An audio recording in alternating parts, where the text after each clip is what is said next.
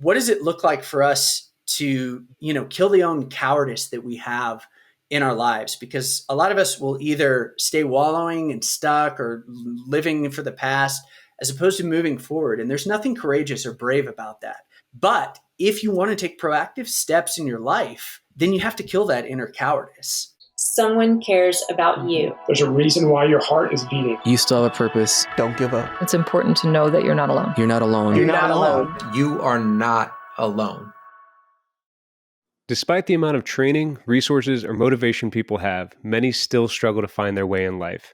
For veterans, there's even an added layer to this challenge because once a service member leaves the military, they may find that their values have shifted, that they have difficulties connecting with others, or that there's loss of purpose in their lives. And today's guest, Army veteran Benjamin Sledge, remembers those difficulties when he came home from Afghanistan and Iraq. As Sledge worked over the years, he eventually discovered the power that his story has in helping others. And in 2022, he wrote the award-winning war memoir, Where Cowards Go to Die, while speaking to major organizations, churches, and schools throughout the country about suicide prevention and understanding the struggles military and veterans face. Sledge, I'm honored to have you on the 1 Mile, 1 Veteran podcast. Honored to be here. Absolutely. Well, as our listeners begin tracking their walk with the Strava app, I'd really love to learn about why you decided to join the Army in the first place. Oh, it's a combination of things. I have a very long military lineage and history. If you've noticed the last name Sledge, Eugene Bondurant Sledge is a distant cousin of mine. He wrote with the Old Breed. Then you kind of go back. My grandfather was a paratrooper in World War II.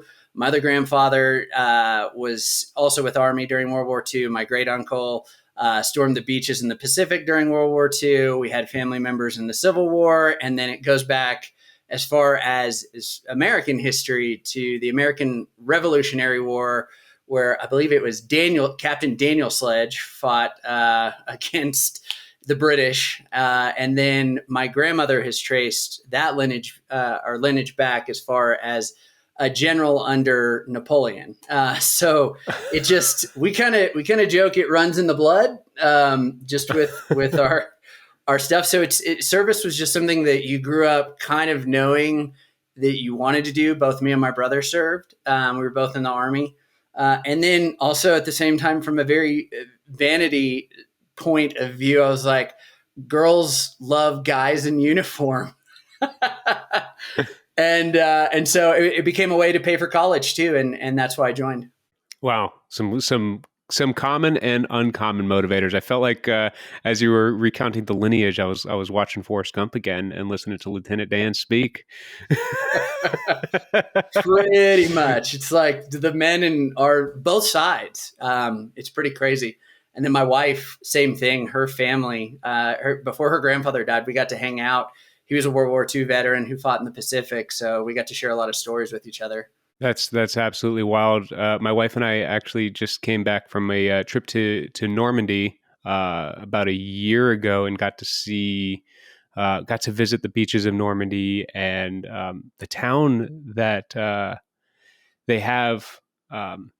There was a battle where the paratroopers came down, and unfortunately, they were over the wrong town, or there was too much loom in the air, and unfortunately, it did not end well for the majority of them. I can only imagine what it must have been like for those soldiers during those battles over that 3-day weekend. Just visiting the cemeteries there in Normandy was such an eye-opening experience to the lineage of warfighters in our own country. Right. Yeah. My grandfather and I both served under the 82nd. So it was really fascinating to have that lineage even together. So, and they were one of the ones that, did Operation Overlord D-Day. So that's absolutely incredible. Well, there's obviously a stark difference between World War II, Vietnam, and the wars that you and I both fought in Iraq and Afghanistan. What was your time in service like? I joined pre 9/11 initially. I joined in 1999. So it was a different army. That was a peacetime army. I served under President Bill Clinton, President George Bush, and then President Obama. I had 3 different presidents that I served under, and it was vastly different. So from 99 until about the towers fell, it was very, peacetime military, a lot of just old Vietnam era tactics. We would do these things called bivouacs, which is a really old term if you were in the military. And it's basically we went out to the field, but everybody just barbecued and drank beer. It was a really fun time. And then after the towers fell, it got really serious. So I went into the Civil Affairs and Psychological Operations community, which is a part of the Army Special Operations community. And I went to the John F. Kennedy Special Warfare Center in school shortly after the towers fell on September 25th. That's where I actually entered the program. And they were dead serious about ensuring that you were prepared for war. So began that training, then scored high enough on my defense language aptitude battery, which is like this made up language that they have you take to see if you have a knack for languages. And they're like, you do. So you're going to language school. So I went to Defense Language Institute in Monterey Bay, California for my language training. And effectively, I wanted to take Arabic or Pashtun or Dari or Persian Farsi, any of the major the languages in the Middle East and Southeast Asia. And unfortunately, we were still aligned with the Southern Command, so they gave me a choice of Spanish, French, or Portuguese. So I chose Spanish because I knew it was going to help me out the most in the long run. And then 3 months after I got home, they're like, guess what? You're going to Afghanistan. I'm like, great. I spent all this time learning Spanish. And now I'm going to Afghanistan. And then from there, did a 9-month deployment there. And then I came back, was home for a little over a year and some change. And then volunteered for a deployment to go to Iraq. And so really a lot of my 20s was spent either fighting in combat or preparing to go to war. So that was really what my military background looked like. It was just literally 99 to 2010. And I got out in 2010 and I was just, I woke up one day and I was 28, 29 years old. And I was like, man, my 20s have been really weird. Friends of mine had kids. I was already divorced just because of all the deployments. And I was like, all I've known is violence and war. And I was like, this isn't sustainable. And they were about to tap me for a third deployment to Iraq. And I had to hang up my boots at that point. What was, you say it very nonchalantly, like, hey, this was an easy decision that I made. But, the experience obviously varies a lot for us. What was it like navigating back into civilian life during that time? Oh, that was very difficult. After I came home from my first deployment, I really struggled because I grew up in a Leave It to Beaver lifestyle where great parents didn't have a lot of issues. I got bullied, but eventually got into martial arts and that really built my confidence, found a good group of friends. But, when I went to Afghanistan, for the first time, I began to see really how the other half lives. And then the violence of combat and the barbarity, the humanity and the complexity that goes along with serving in that environment. And that really threw me for a loop. And so about a couple months shy of coming home, I got wounded in action when a 107 millimeter rocket exploded about, 7 to 15 feet from my position when they were trying to overrun our base near the Pakistani border. And that also threw me for a loop. And then my best friend from my unit came to replace me, and then he was killed a week later. So I came home just really frazzled from that environment and wondering, who am I and what have I done with my life? And I'm this totally different person now. And I just, unfortunately, I got hooked on pain medication for the injuries that I sustained and just started down that rabbit hole and drinking. And eventually it just kind of spiraled into post-traumatic stress and what we now know as moral injury. And moral injury is the psychological damage and shame that occurs when you have to do things that violate your sense of right and wrong. So everything you basically do in war, killing another human being, there's women and children as collateral damage, watching your friends die, laughing about things that would normally disgust you. And so when I kind of reached this breaking point, my family staged an intervention and was like, look, you need help. So I ended up going to a counselor and working through a lot of those issues. And it gave me that resilience and grit to go back for another deployment.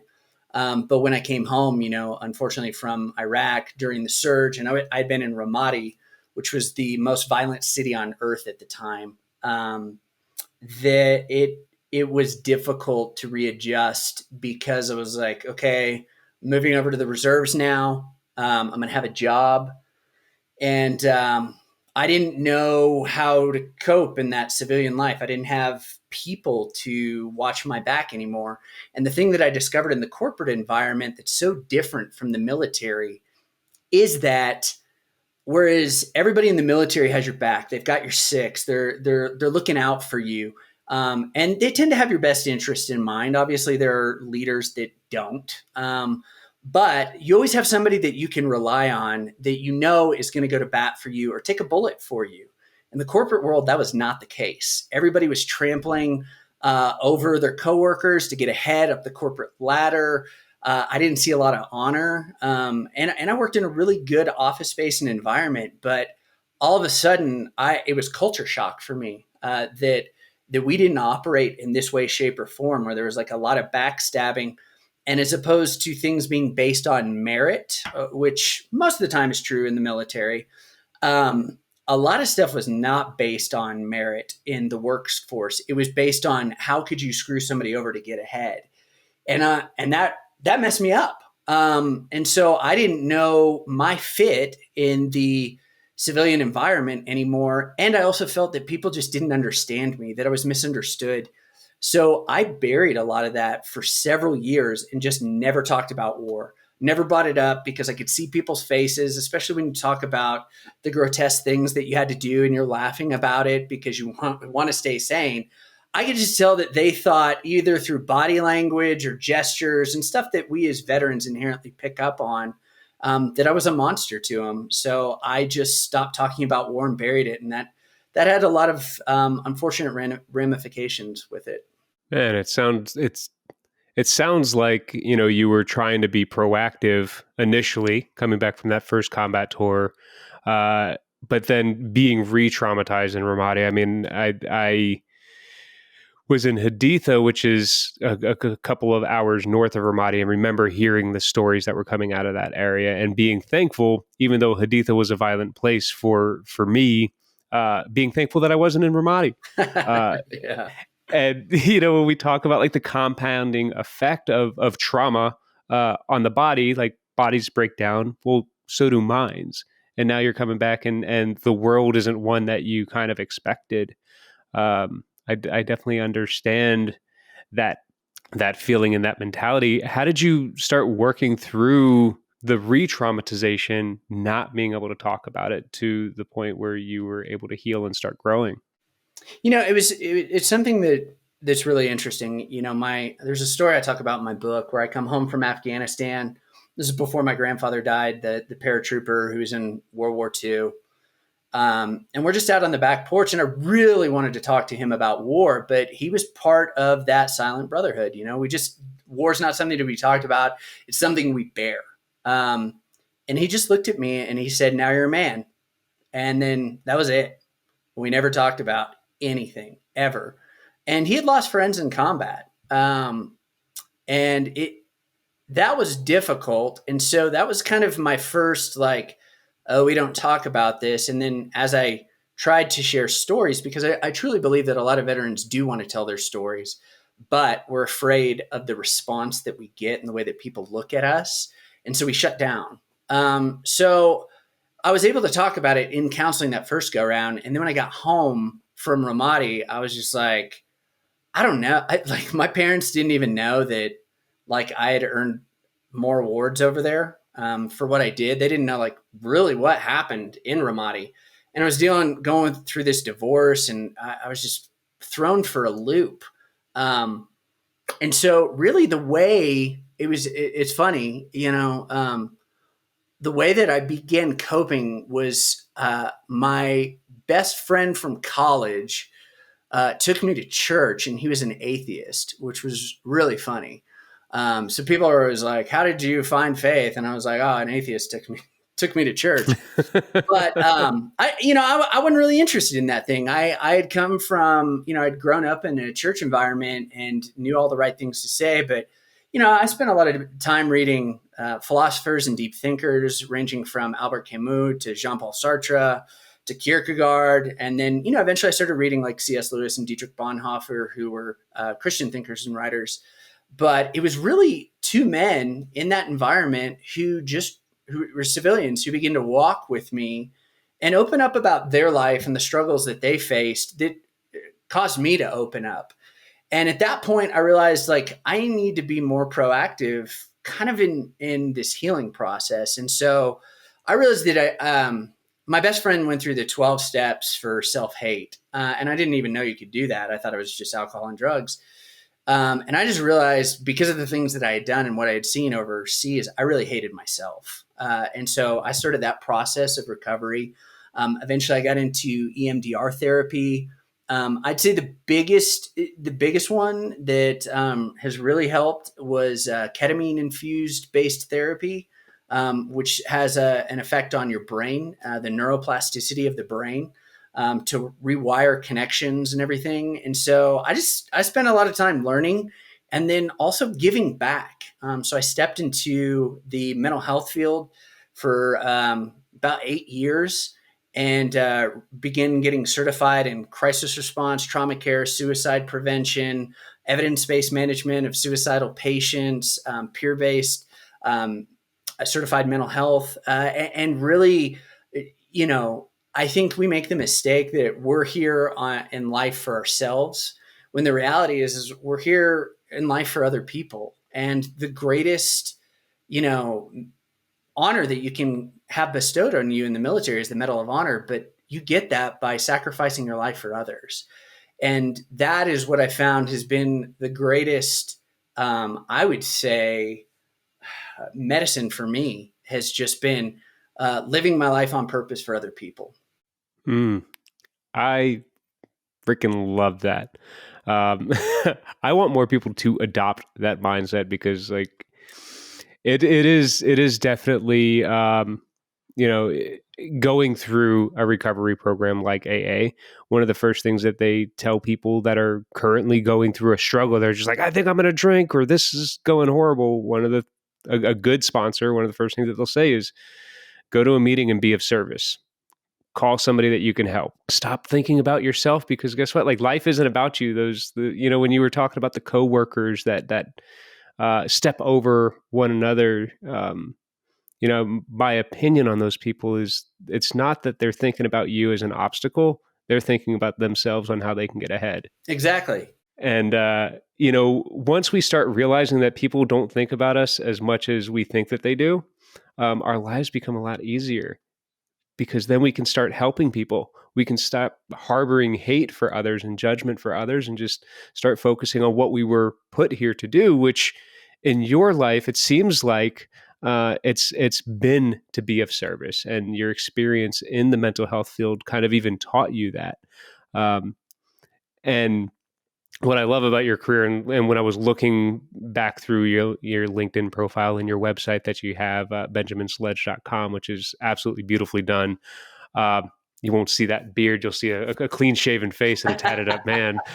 Well, it's cold in Colorado right now. I'm about to shave it because we're getting into March. So it'll be nice and thin, the way my wife likes it.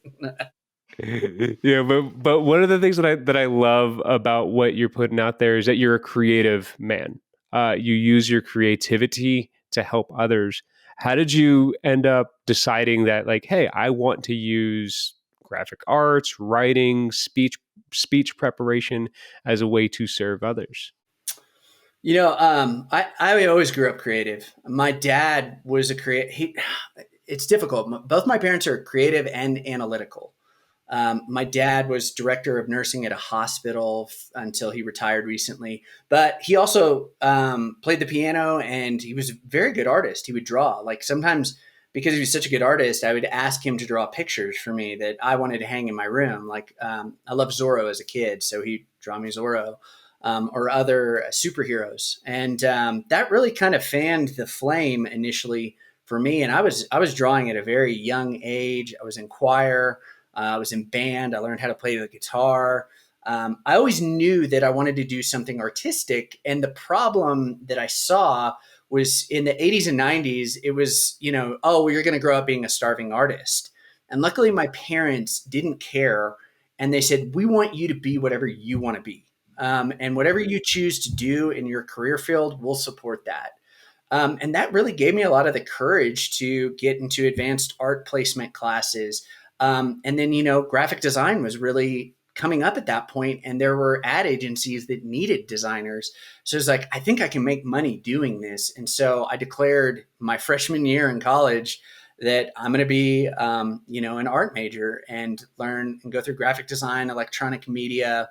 And that just kind of built and continued to have a love for me. And then I discovered I had a gift in speaking and communication too. And so my best friend, after I got out of the military, was a Wall Street Journal bestselling author. And I went to him and I said, hey, man, how'd you learn how to write? And he was only serious about training me if I was serious about the craft. And so I took it very seriously.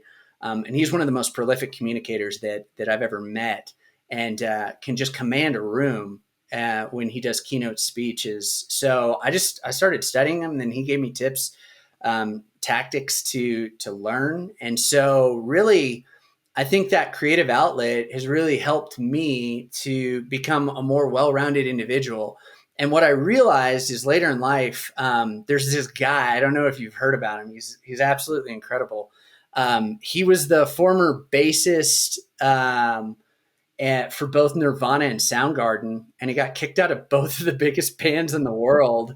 His name's Jason Everman, and got kicked out of both bands. And then he joined the Army Rangers. He became an Army Ranger, and then he went to became a Green Beret, went into Special Forces, and then after he got out, he went to study philosophy at Columbia University and got like a letter of recommendation from like General Stanley McChrystal. But I remember something that he said when I was learning about this guy. I was like, wow, this guy's incredible. He said he became obsessed with the Renaissance icon Benito Cellini, who said a well-rounded man is a warrior, an artist, and a poet. And I really loved that because artist / poet and a philosopher.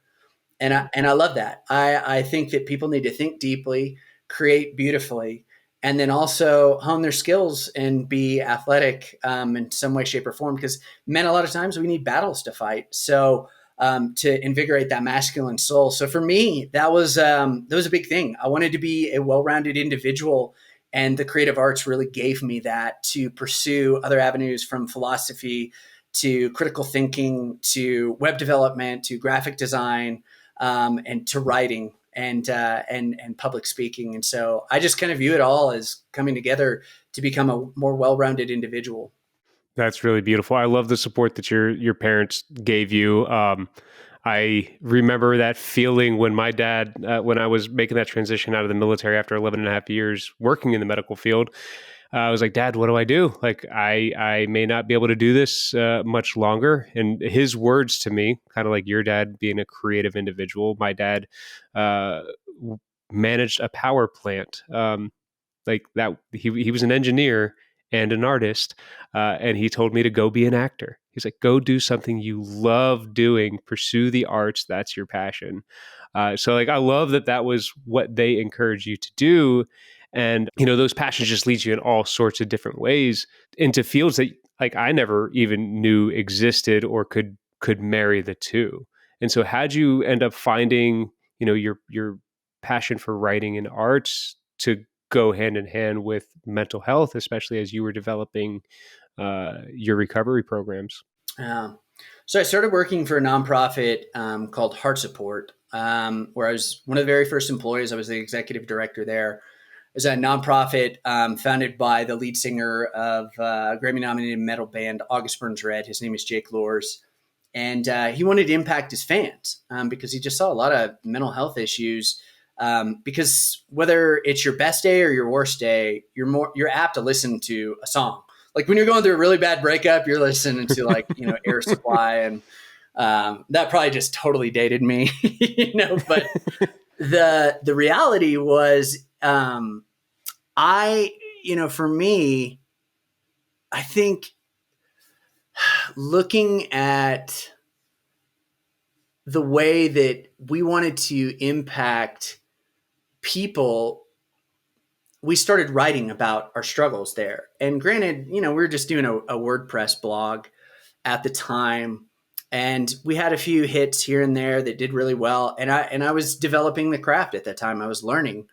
And then I moved over to a platform called Medium, which is a very well-known blogging platform that has a lot of creatives, and even President Obama has written on there. It's very strange. You get like celebrities and sometimes just jack of all trades. And so I started writing on there, and a friend of mine from Ramadi, his name's Kit McVeigh, he's in the book, he had this WordPress site, and he was writing about his time in Iraq. And I was like, wow, that's really brave. He's including maps. And I asked him why he did that. And he said, I don't want to forget it.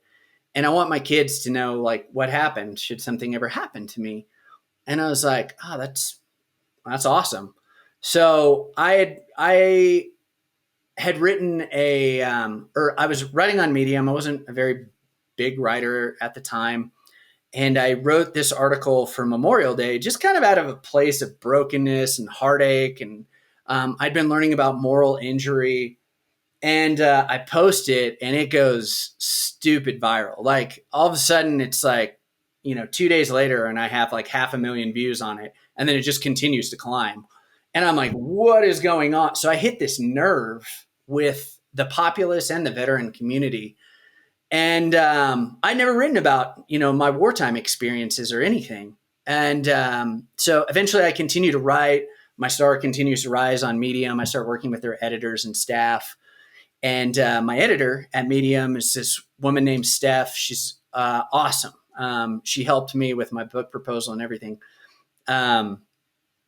I approach her one day and I was running out of ideas. I was like, hey, what do you want me to write about? Because I've been writing about mental health just from the civilian perspective side. And she goes, oh man, we love your stuff on war. And Medium is a very left slanted publication. And I was like, why? I was like, I'm not going to write about that. That's ridiculous. I don't talk about that stuff. And she goes, well, that's a shame. And I was like, why? And she said, veterans are the smallest minority in the history of the United States. You recognize that, right? And I was like, she's like, less than 1% of the entire population of the United States is served, and even less than that in the war on terror. And she goes, you guys come home. And she said, all this stuff eats you from the inside. And you never talk about it. And we can't learn from the mistakes that we've made by even sending you guys to war because you won't talk about it. And she goes, we're going to lose all the stories we need to hear to the annals of history because you guys won't talk about it. And she goes, that's a travesty. And I was like, I was just cut to the quick, And I was like, all right, well, maybe I try my hand at this. And so I started writing about it, and they kept getting more popular. Medium kept buying the articles. I was doing investigative journalism too. Was talking about, mental health aspects that I was learning in my own studies. They were doing really well for our mental health organization. And eventually I just, oddly enough, started having agents reach out to me and be like, hey, have you ever thought about writing a book before? And I didn't know anything about anything in the book publishing world. So I called my best friend, and I was like, hey man, how do I pick an agent? How do I get a book deal? All of this stuff. And he just kind of walked me through the process. And in 2020, at the height of the pandemic, it was like April, I signed with a publisher and started writing that craft. And it just really writing about, my experiences, my own mental health journey, really just kind of freed me up too, and was very cathartic. Yeah, what was that experience like in writing Where Cowards Go to Die, and what do you hope is the impact of that book? Is it something for your kids, or is it something for a larger audience? I dedicated the book to my kids. My kids are young; they're 4 and 7 right now, so they're not going to read it. It's Yet. totally inappropriate for them. Yeah, yeah. But I wanted them to know, like, hey, this is what happened to Dad. If you ever have questions, because sometimes they see the tinges of like, who is this guy, you know? But the reality of the situation was, and this is really why I wrote the book. I didn't feel our stories were being told. And what I mean by that is, if you look at what dominates the market right now, as far as GWAT era books, it's I'm a Navy SEAL and I shot people in the face, or, life lessons about being a Navy SEAL. And there's nothing wrong with those books per se. Like I like love Marcus Luttrell's book, Lone Survivor. Read that, great man. Blessed to be on his podcast. Love everything that he's doing and whatnot. But unfortunately, the book publishing industry has focused solely on the special operations community. And unfortunately, the nonprofit side has done that as well. Sean Ryan just recently put out a podcast where they were talking about that. They're like, we've got to stop this like worship of the special operations community, because that's only 1% also of the rest of the military. What about the rest of us? Where are our stories? Where's the complexity? Where's the humanity? Where's the barbarity? Where's the decisions that we regret? And instead, a lot of the books that came out were just about battles. And those are all fine and good for, an action movie. But the things that really sell, if you look throughout the history of our best-selling books, are the ones that deal with our combined humanity and give the civilian a glimpse into what it's like to go to war. So you look at World War II and you have Helmet for My Pillow, you have With the Old Breed, you have Band of Brothers, just regular guys in some bad situations. You look at Vietnam and you have Tim O'Brien and the things they carried, or Carl Marlantis's Matterhorn, or What It's Like to Go to War. We just haven't had that for the GWAT, unfortunately. There's been a few, but they haven't made the impacts because the book publishing industry at large has really whitewashed the global war on terror, our stories with the special operations community, when it needs to hear another aspect. So I wanted to take it from a guy, dumb kid who joins for, college money and military lineage and everything, and gets stuck in some really crappy situations that eventually impact his entire life and change the direction of his life. And most people don't think about that. And I wanted the average civilian to understand the struggles that we face when we come home and on the battlefield, and then how they can proactively play a part in our healing. Because the misconception is that veterans can only heal veterans, when the reality of the situation is it's been me and other people who've been healed by civilians because they're willing to enter into that pain and space and understand us. And out of that, that's really the crux of the book, is about what does it look like for us to, kill the own cowardice that we have in our lives. Because a lot of us will either stay wallowing and stuck or living for the past, as opposed to moving forward. And there's nothing courageous or brave about that. That's the coward's way out. But if you want to take proactive steps in your life, then you have to kill that inner cowardice. And that's the key point that I made in the book, is just either way, a coward dies. You will die a coward in your life for not taking those proactive steps and healing from the past pain and trauma that you have had. If you just bury them with alcohol or drugs or women or whatever your vice is, then you die a coward because you never took the time to put in the effort to become the best version of yourself that you could be. But the flip side of that coin is that if you as a veteran, and even just as a civilian, want to grow better, want to do more, want to work past your struggles, then that cowardice that ekes inside all of us is the one that has to die.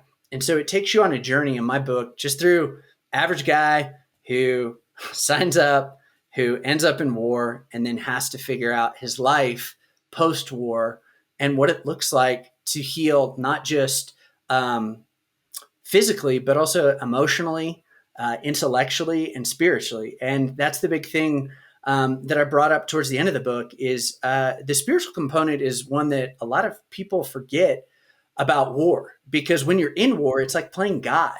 At some level, you have the power to protect life or take it away.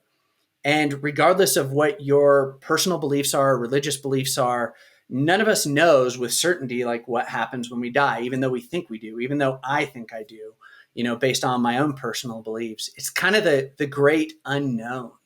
And so when you point an M4 carbine rifle at a man and you pull the trigger, you send him to the great unknown. And there's something inherently spiritual about that. And unfortunately, we're not addressing that. Which is why I think you're seeing a lot of different guys like Sean Ryan and others talk about like how they've had to incorporate the faith journey into their own healing process as well. Because I had to do the same for me too. Yeah, thank you for that explanation of what brought about this book, the importance of, you call it the everyday military service member, but even of those in the military, only a small fraction ever saw combat. True, 10%. Yeah, and what's wild about that as we're moving away from these forever wars in Iraq and Afghanistan, moving Are forward, we though? Kinetically, they're wars now. I get a chance to meet a lot of military members and talk to them currently serving, and sometimes I do work alongside government organizations, and I find people that have never been in a combat zone, serving in the Marine Corps, serving in the Army, and it amazes me because that wasn't my reality when I was in. Like everything, I thought everybody went kind of deal, and so having this non-special forces kind of mentality that's teaching important life lessons based on real life experiences, based on your real life experiences. This isn't third party stories, somebody ghost writing for you. This is you having a hand in every word that gets laid out on these pages, which is something that I really appreciate as I'm working through reading this whole thing and reflecting on my own journey post-service, because a lot of it does mirror yours. However, a lot of it doesn't. My family was all Navy. I just found out, like, I'm fifth generation Navy, but we never really taled about it. Runs in the blood. I just happened to be like one of the first guys to go to war because I decided to become a corpsman, and nobody knew that I was doing that, not even me. And so when we sit there and we talk about these healing experiences that need to occur and the power that you have behind the trigger, I also want to remind our listeners that's one small aspect of the military service. It's one small thing that we went through. And even if you never sat behind a trigger, even if you never ridden through the desert, your military experience is still relative to what you've experienced in your life. And for a lot of people, that's even traumatic experiences, whether it's the first time you've experienced physical or mental abuse, is at the hands of a DI. That's a real trauma that you're going through, and it gets expanded as you enter the fleet and enter your first commands and stuff like that. So I was thinking about this the other night as I go on my evening walks, and I was just like, how do we reach the people that may not be able to relate to a combat veteran too, right? And it's saying, hey, just because, and this is us connecting with our civilian counterparts, is just because I went through this hard experience does not negate the fact that you went through your own hard experiences and can teach me something on how to deal with mine. Like, trauma is all relative, but it can all be addressed in a very similar fashion. And you kind of hit the nail on the head with needing a multifaceted approach that includes a spiritual life. When I think of spirituality, I think about the powerlessness that we all possess over life. There is something beyond ourselves that has more power than we can ever imagine. And we never know the hand that we're going to be dealt on any specific day. So to be able to be grateful and wake up today and be able to move forward is just as important as saying, hey, I have a mission for this day. I have a purpose in life. Like, the fact that you have breath means that you have a purpose for today. And that's what I try to communicate to people. I'm like, just because I'm having a bad day doesn't mean that things are bad. and trying to explain that to a group of civilians of like, yeah, I'm having a flashback. It's one of those anniversaries of the loss of a friend, um, and it's going to hit me in a specific way. Has been a hard thing to communicate to the civilian population, but it's also been really good and cathartic for them to continue to learn. And so during your journey of writing this book, putting it out, speaking to people, what have you really noticed about your personal experience of bridging that civilian/soldier divide, as you call it? Yeah, I think that's one of the biggest things that I've wanted to do is bridge that gap. Um, because there's a lot of misunderstanding and misinformation. The veteran community at large can be very hostile towards civilians, which I'm like, bro, what? Like, I remember, so my best friend that I got wounded in action with, he's with the Joint Special Operations Command now. I remember, like, this is back before I really started working on myself and had come home from Iraq. I didn't like people saying thank you for your service. I was like, it feels like a cop out, man, forget them. Yeah. And he was like, why you got to be a jerk about that, man? Like, he was like, they don't know what we went through. They're just trying their best to express their gratitude. And you want to poo poo on that? He was like, you're the jerk. I was like, oh man, he's right. You know? And out of that, I was like, well, what do you say? And he goes, I tell him, thank you for your support. That means a lot to me. And I was like, oh, so I started doing that too. And that's one of the ways that you can express gratitude, because like here's the thing, like, I think a lot of the GWI guys got entitled because Vietnam veterans were treated so poorly. Like, we came home, we didn't get spit on. Like, everybody was like, dude, veterans are awesome. How can we help you guys? And unfortunately, they just haven't known how to help us. Like, the reality of the situation is we've spent $90 billion on helping veterans. There are more veteran nonprofits out there than any other type of nonprofit. We don't need more help. We need better help. And the better help comes through collective responsibility. And I talk about this from a historical standpoint, that when knights came home from the Crusades, even though the Catholic Church had sanctioned the Crusades, they still viewed taking a human life as morally wrong and damaging to a knight's soul. So there was a period of purification where they went through with the community to purify their souls of the so-called sins that they had committed by taking another life. The Navajo, if you look at indigenous populations, they did the same thing, where there's this collective responsibility where they came together and confessed, like, we asked this of you. We sent you there to kill and wound and maim on our behalf, and we bear that burden with you. And instead, we live in a very comfortable era now where, like, Afghanistan and Iraq were just kind of background noise for most people. They went about living their lives. And there was no draft, and they didn't really have to see the bodies coming home or any of that stuff. There weren't protests on campus like back during Vietnam, because it was constantly in your face and people were getting drafted. So it was just us on back-to-back repeated deployments, and they just kind of collectively checked out until, like, something traumatic or devastating occurred. Like when we pulled out of Afghanistan, all of a sudden, 10, like, what was it, 9-10 people got killed at Abbey Gate. And they were just like, I remember I went to, my favorite pub, and they just had, 9 glasses out for those guys that died, and guys and girls. And I just remember thinking, where were you guys when all my friends were getting killed years ago? Why do you care now? Why do they matter? And my buddy who's 6 feet under doesn't. You've never even heard his name.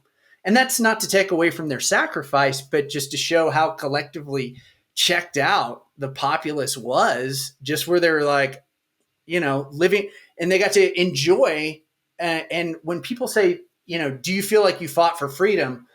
My answer is yes, but with a caveat. I felt that I fought for the American public's freedom to be completely checked out, to enjoy their comforts, to not care, to not have to know the devastation of combat and losing your friends.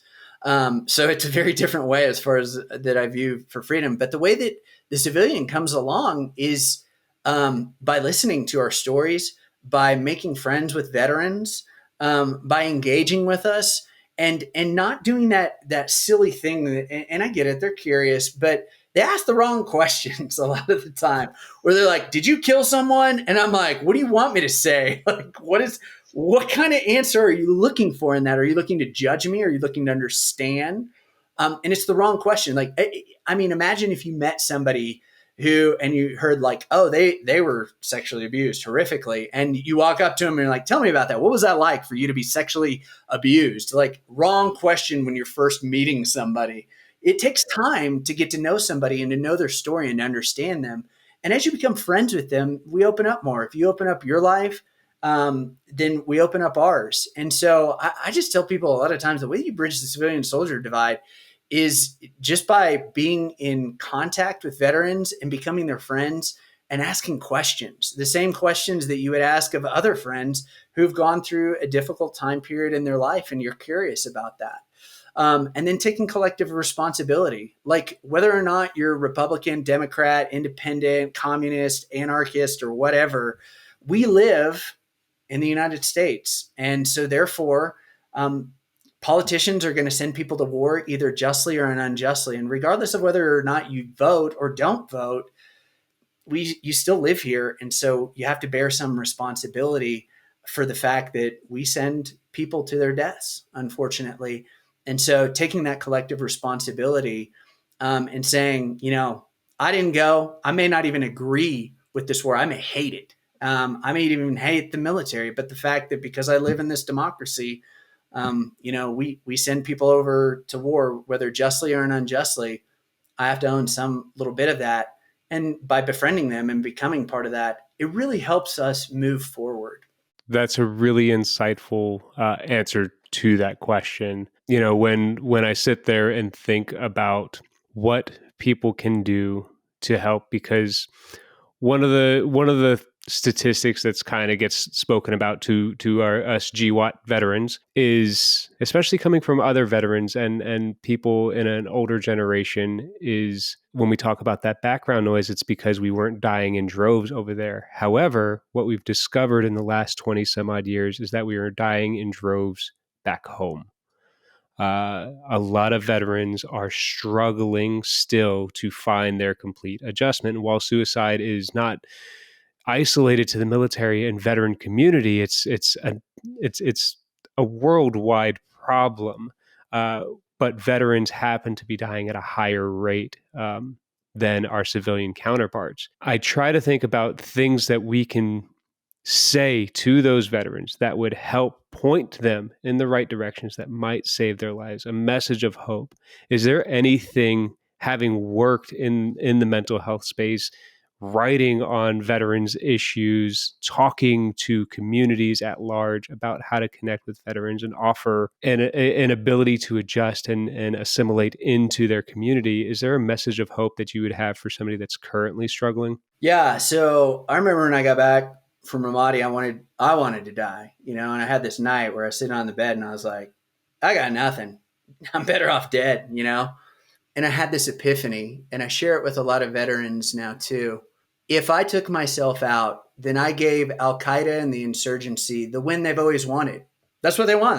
They wanted me dead over there. Now I'm just dead at home, and they've won the war. You've literally let the enemy win, an actual enemy, not the enemy inside, but the enemy that was trying to kill you over there, the one that hates you, hates your lifestyle, all of it. That person just won. And I was like, oh my gosh, I don't want those. I used a curse word. I don't want them to win. And that's the thing. They're doing a better job killing us at home than they are overseas. So I put that in perspective first for like a lot of veterans, but then I think the biggest thing that I tell people, and there's really some really fantastic tools and techniques to reduce suicidal ideation by like 76% if you just follow simple steps. But one of the things that I absolutely do when I meet with somebody who goes, I'm struggling, I want to die, is I go, you do. Part of you wants Part of you wants to die. That's true. And I validate that, because what people don't recognize is that suicide is actually a state of ambivalence. Part of you wants to live and part of you wants to die. So here's the thing. Human nature is fight or flight. You're either going to flee or you're going to fight. And in suicide, it's kind of both. It's like you do want to die, but you also want to live, especially if you tell somebody.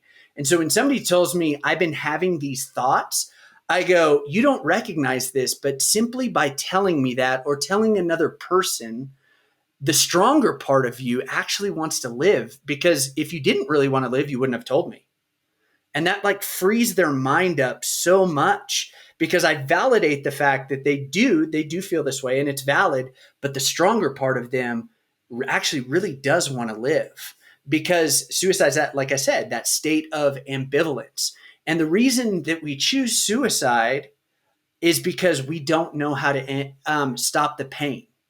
Now, think about this. If you had some tools and techniques and tactics to end the internal torment or the way that you felt or the awfulness or the depression that you were going through daily, you wouldn't want to die.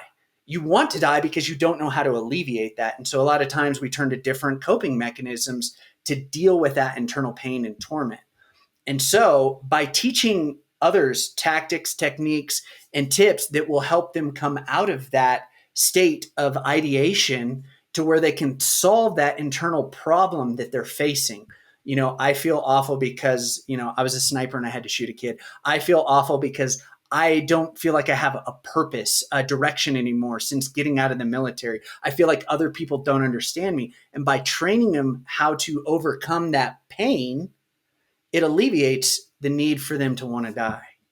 So that's really where I take people on their first kind of proactive journeys. And it almost does like a mental judo trick for them, to where they're just like, oh man, you're right. I don't want to give the enemy the win. And also I feel this way. It's true that I feel this way, but there is a strong part of me, because I told you, now I just got to figure out, how do I deal with that area? Because then I wouldn't feel this way. That's really awesome, Sledge. I really appreciate that message and that insight of your fight or flight instinct. And by telling somebody, you are indicating that you are willing to fight for your life. That's freaking awesome. Where can people find and connect with you if they want to continue reading about you on Medium, get your book? What's the best place that they can go to learn more about you? You can literally Google my name. If you just Google Benjamin Sledge or Ben Sledge, it all pops up to me. There's funny enough, there's another graphic designer, he's a 3D multimedia guy. So sometimes he pops up, but he's a little bit lower. But yeah, you can go to benjaminsledge.com. You can Google Benjamin Sledge Medium. But even if you just Google my name, the Medium stuff is going to pop up, my profile. I'm on social media, Instagram, TikTok, all the shenanigans that are out there. It's usually Benjamin Sledge or Benjamin.Sledge. If you want to pick up my book, I was actually informed yesterday that it is a finalist at the, I'm going to botch this, Chantilly Book Awards or something for military and frontline. And then it'll go on to compete for the grand prize as well. And then it also just won the Book Excellent Award as of yesterday. So it currently has 6 major literary awards. But you can buy it anywhere major books are sold. It's in Barnes & Noble. It's on Amazon, on Prime. It's on Audible. They have an award-winning voice actor who's done Marvel and Star Wars, who voices the audiobook. It's people love the audiobook. They think it's just a fun, wild ride. But if you want to pick that up, anywhere major books are sold. That's awesome. Hey, Sledge, thank you so much again for coming on the 1 Mile, 1 Veteran podcast. Thank you for having me. Honored to be here. Absolutely. And for our listeners, please remember you can catch the 1 Mile, 1 Veteran podcast on Reese Across America Radio, ready for you on platforms like iHeartRadio, Odyssey, and the TuneIn app.